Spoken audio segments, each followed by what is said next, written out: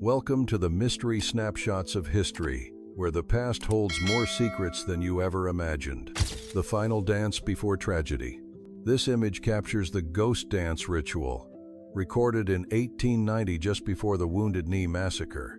Performed by several Native American tribes, the ceremony aimed to restore lost traditions and resist growing military oppression from the United States government. Bison on the Brink.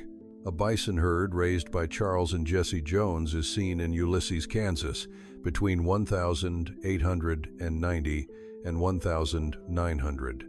At a time when bison populations were in sharp decline due to overhunting, private efforts like this were rare and significant. A father, a fighter.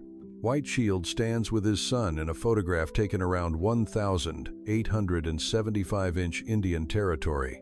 As a respected Cheyenne leader, White Shield played a central role in protecting his people's land and culture during a period of intense settler expansion. Scouts of the Modoc War. Warm Spring Scouts are shown in California in 1873 during the Modoc War. Led by Donald McKay, these Indigenous scouts served as allies of the U.S. Army, helping to track and capture Modoc warriors in the region. Rhythms of the Kia Spirit. This image, recorded in 1902-inch the Oklahoma Territory, features Kia dancers dressed for a traditional ceremony. Cultural dances like this were vital in Kia society, marking spiritual, seasonal, and communal events. Warrior and Mother. A Navajo warrior poses beside his mother in an 1873 photograph. Known for their resilience and strong cultural identity, the Navajo people faced many hardships while defending their lands and traditions in the American Southwest. Pueblo lasso and legacy. A Pueblo individual is pictured with a lasso in a photo from around 1890. While recognized for their farming and craftsmanship, many Pueblo communities also adopted cattle ranching practices introduced by Spanish settlers. The Bear Dance of Georgetown. The Bear Dance in Georgetown, Colorado, is captured in this 1890 image. Practiced by certain tribes, the ritual symbolized spiritual renewal and a deep connection to the natural world. Chasing Gold Dreams. Three gold miners and their friend pose in Colorado around 1898. Mining was the region's dominant industry during this time, drawing thousands in search of fortune throughout the American West. Life inside the teepee. Oglala women and children are shown inside an uncovered teepee around 1891. The teepee, a traditional dwelling of Plains tribes, was designed to be portable and suited to nomadic life. Silver Dreams in the Rockies. Recorded in 1875, this mining site in Lada County, Colorado, attracted prospectors seeking silver and gold in the rugged terrain of the Rocky Mountains. Cradling for gold. In 1871, miners used the cradling technique in placer mining to separate gold from the surrounding earth. This method was widely practiced during the gold rushes of the American West. Water that moved mountains. Hydraulic mining in Rockerville, South Dakota, in 1889 shows workers using high-pressure water jets to break apart earth in search of gold. Though effective, the technique reshaped entire landscapes and left lasting environmental impact.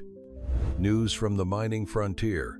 A newspaper office in Del Mar, Nevada, was photographed in 1895. The town, once known as a mining boomtown, relied on its local press to keep citizens informed amid rapid development and lawlessness. Adobe against the desert. A traditional Mexican home in New Mexico, recorded between 1880 and 1897, illustrates adobe construction designed to insulate against both heat and cold in the arid desert climate. Mescalero Apache in the dust.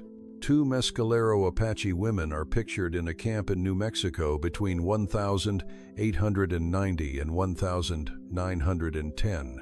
The Mescalero were known for their deep knowledge of the land and their ability to maintain cultural traditions despite increasing settler encroachment.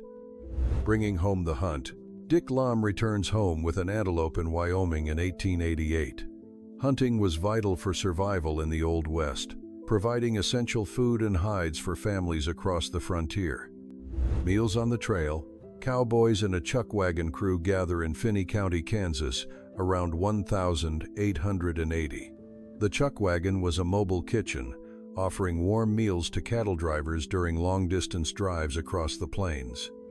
Riding for Texas John Slaughter. Cowboys working for Texas John Slaughter are seen around 1885. Slaughter, a well-known rancher and lawman, employed skilled riders to manage vast herds across Arizona and Texas. The Cowboy Band of Dodge City. Recorded in 1885, the Cowboy Band of Dodge City was made up of local cowboys who performed at town events and gatherings, blending frontier life with music and celebration. The XIT Ranch Riders.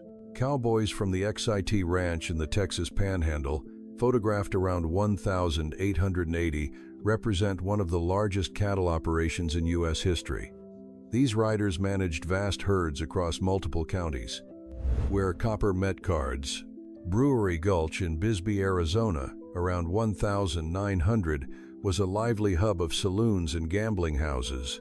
This district became the heart of the city's nightlife during the height of copper mining. A storm over Midland. A sandstorm sweeps across Midland, Texas on the 20th of February, 1894. Dust storms were common in the open plains and posed major challenges to agriculture and daily life. Shoeing horses for the Klondike. In Skagway, Alaska, around 1897, a man shoes horses in the woods. During the Klondike Gold Rush, horses were crucial for transporting supplies across treacherous trails, requiring frequent maintenance. Supplies for the Gold Trail. 3 miners pose with a cart of camping supplies in Goldfield, Nevada, between 1900 and 1905. The town was a booming center during the gold rush, drawing workers hoping to strike it rich. Troop C on patrol. Troop C of the 5th Cavalry, photographed around 1888, was assigned to remove illegal settlers in Indian Territory ahead of the official opening of Oklahoma for settlement. Scouts in the Kia Frontier.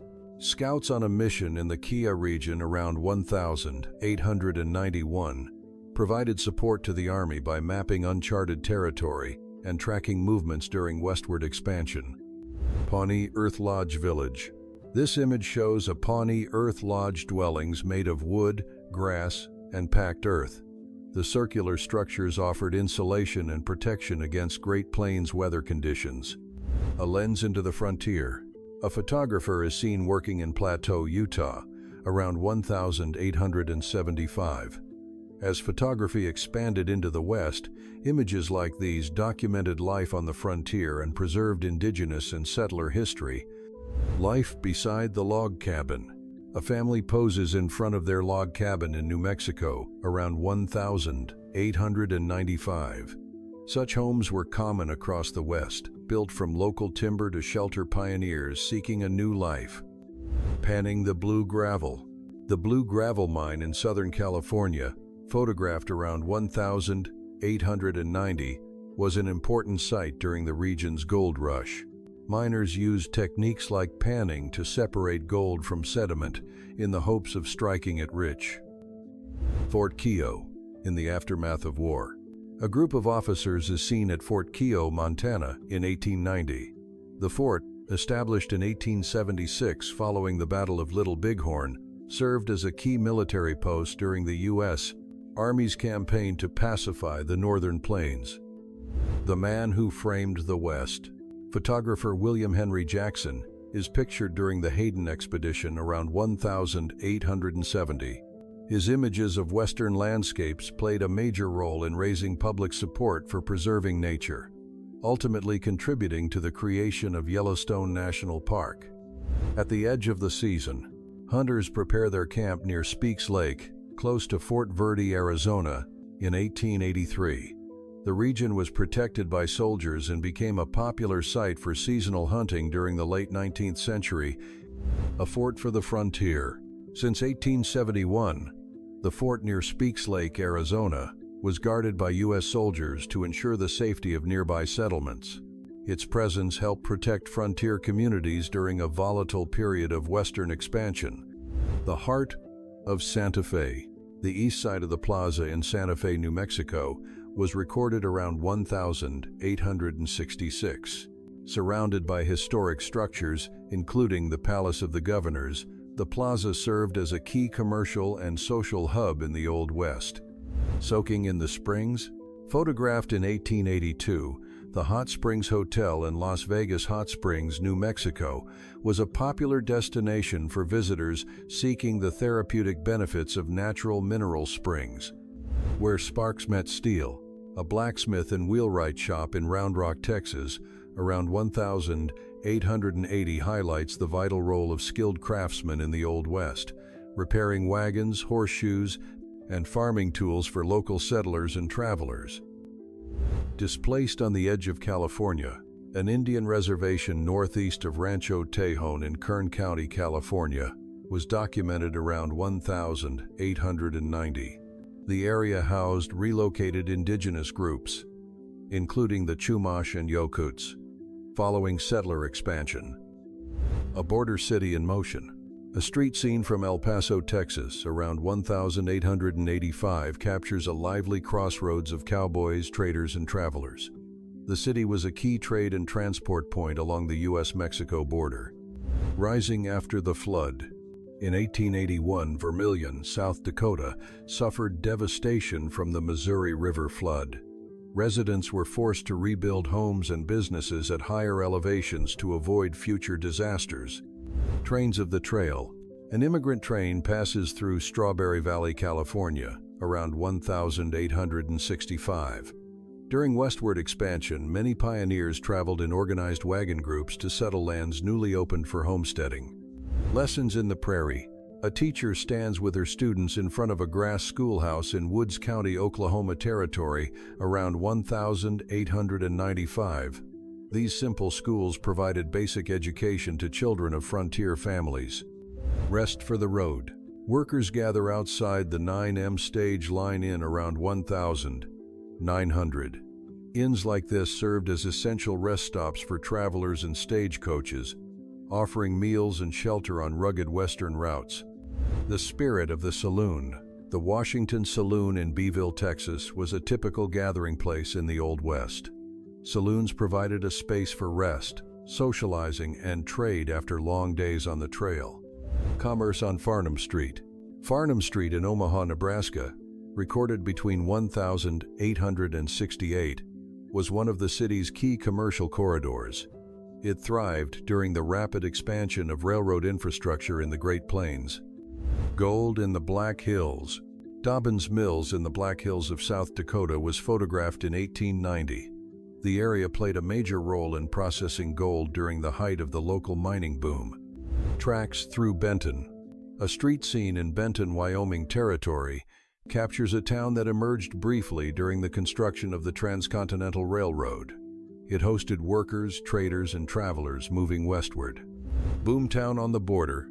Main Street in Bisbee, Arizona, around 1880, shows a growing city fueled by copper mining. The town attracted miners and merchants, becoming one of the Southwest's busiest mining centers. Ranch life in the Sierra Madre. Men with cattle are shown on a ranch in the Sierra Madre around 1900. Cattle ranching was a cornerstone of the Western economy, with large ranches shaping the livelihood and culture of frontier communities. Mule trains to the mines.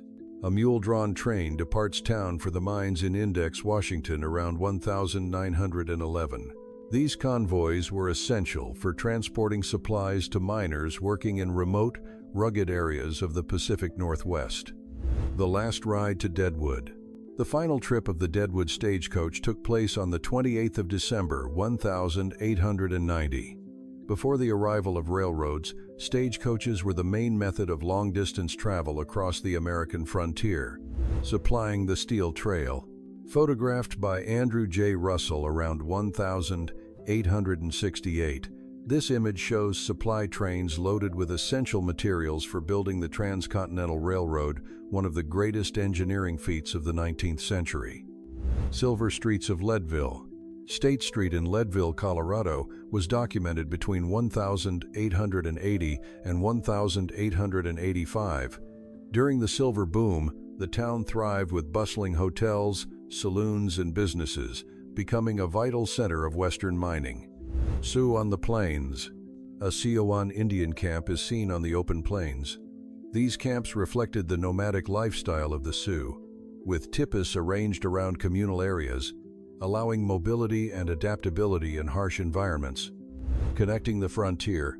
A Western Union office in Midland, Texas, photographed around 1895, highlights the role of the telegraph in the Old West. It enabled rapid communication between distant towns and supported businesses and railroads across the expanding frontier. Rest and Resupply in Wilton. This hotel and general store in Wilton, North Dakota, recorded around 1890, provided essential services to pioneers and travelers, including lodging, food, and equipment for survival in new Western settlements. News and Spirits in Buffalo. The Cowboy Saloon and Buffalo Echo newspaper office in Buffalo, Wyoming, circa 1880, served as important local institutions. The saloon was a social hub, while the newspaper brought the latest regional news to settlers. Missoula on the Rise. Front Street looking east in Missoula, Montana, around 1880, reflects the city's early growth. Commerce and railroad development helped transform Missoula into a center for trade and migration. Before the capital's boom, Congress Avenue in Austin, Texas, was recorded before 1875. At the time, it was already the city's commercial and political core, lined with shops, hotels, and early government buildings. Supplying the crossroads.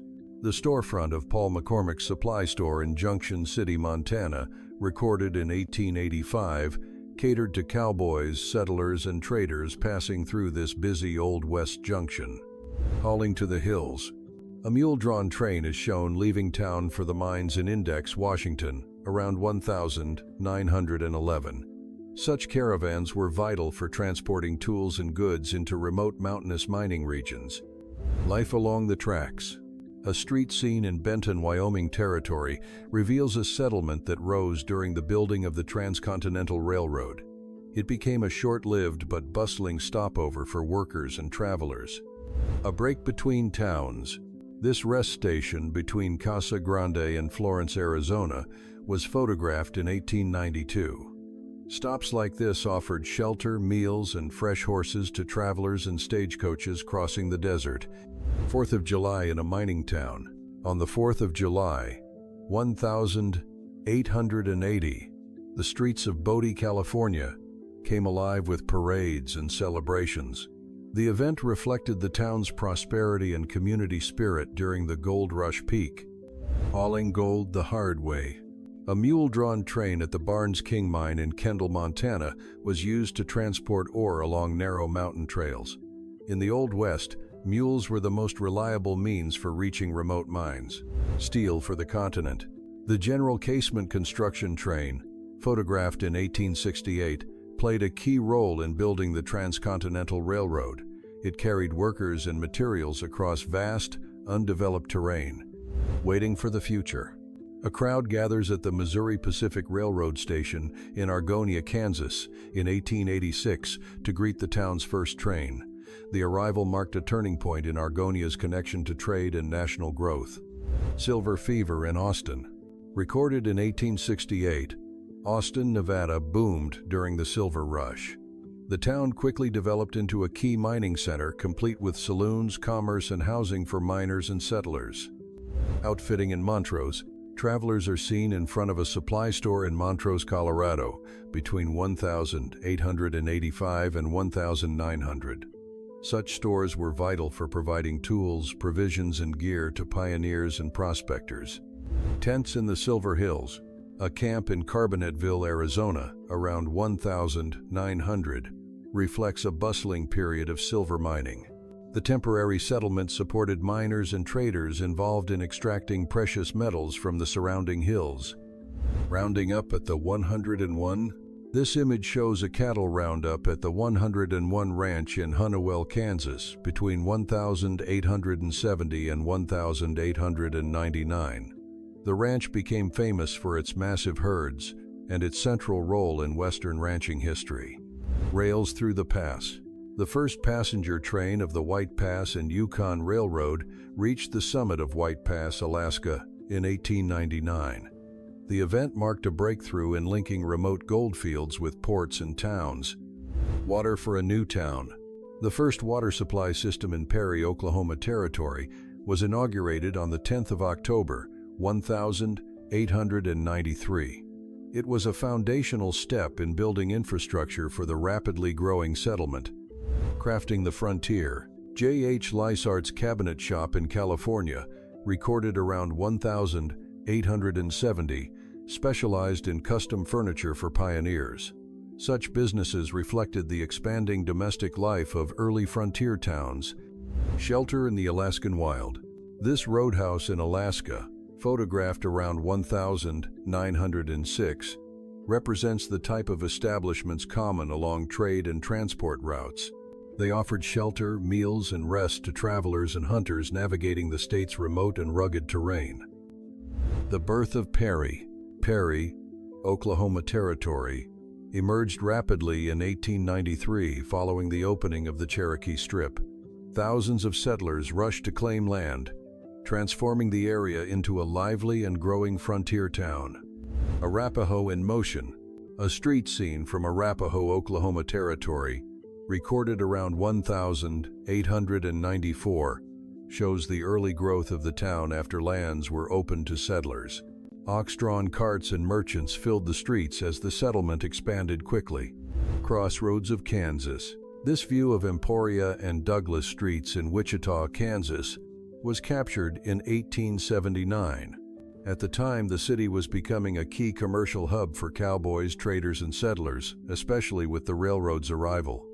Digging in the Idaho hills. Workers at the rescue mine near Warren, Idaho County, Idaho, are shown during the late 19th century. The mine attracted fortune seekers during the gold and silver rushes that shaped the region's development. Gold into growth. The Deadwood and Delaware smelter in Deadwood, South Dakota, was recorded in 1890.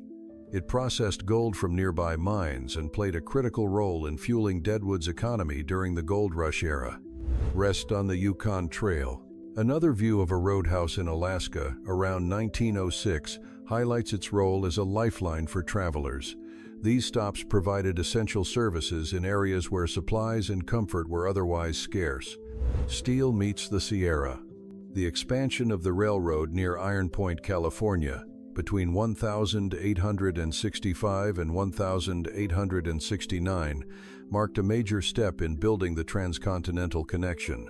The work brought infrastructure and opportunity to once isolated western regions.